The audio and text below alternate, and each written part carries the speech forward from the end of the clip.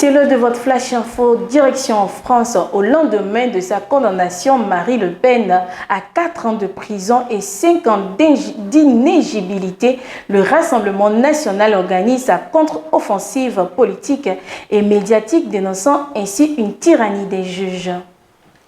Toujours en France, le président Emmanuel Macron et M. Abdelmadjid Tebboune ont acté hier la reprise de leurs relations bilatérales après plusieurs mois de tension. Suivez plutôt ce reportage signé France 24. C'est un coup de fil qui ne passe pas inaperçu. Après des mois de brouille et de silence, Emmanuel Macron et Abdelmadjid Tebboune se sont parlé. Selon ce communiqué conjoint, les deux présidents ont eu un long échange franc et amical.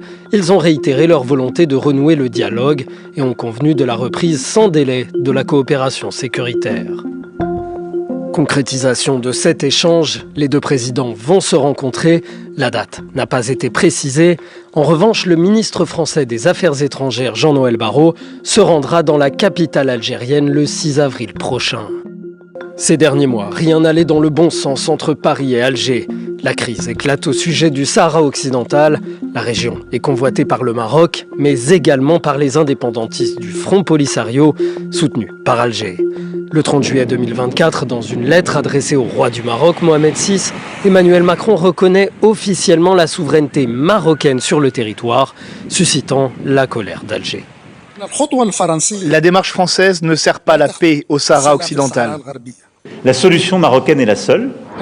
Les passes d'armes s'enchaînent. En novembre 2024, l'écrivain franco-algérien Boualem Sansal est arrêté pour atteinte à la sûreté de l'État. Paris s'indigne.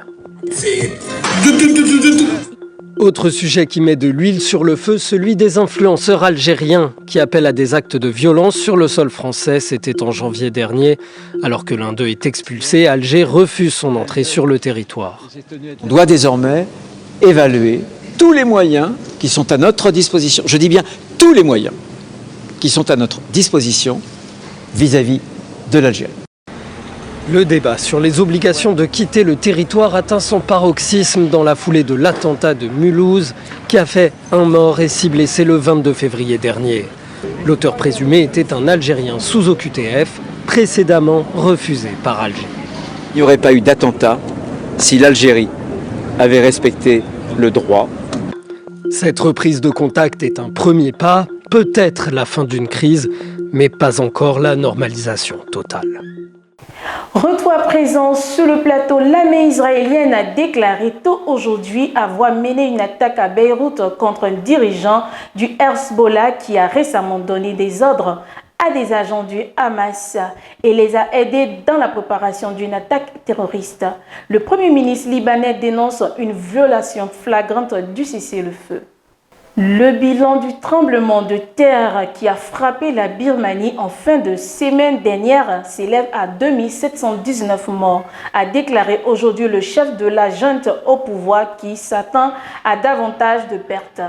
Une minute de silence a été observée dans le pays en hommage aux victimes. La Chine lance des manœuvres simulant un blocus autour de Taïwan, un avertissement. Suivez plutôt ce reportage signé France 24.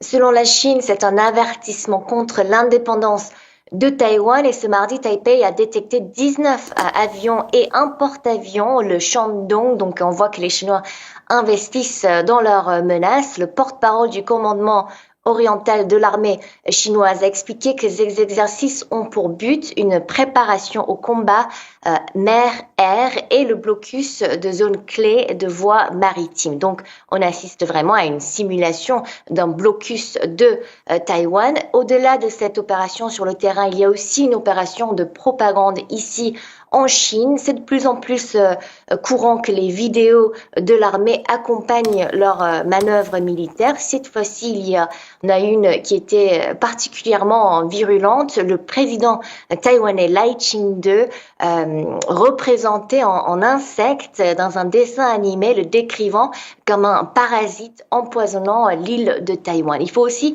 souligner, comme vous le disiez tout à l'heure, que ces exercices sont très courants. En février, les Chinois ont tiré à balles réelles pendant les manœuvres. En octobre, ils ont envoyé 125 avions de chasse les fêtes nationales chinoises et taïwanaises expliquent l'ampleur des exercices autour de cette date en particulier, mais ce n'est pas parce que c'est devenu courant que la situation a toujours été comme ça.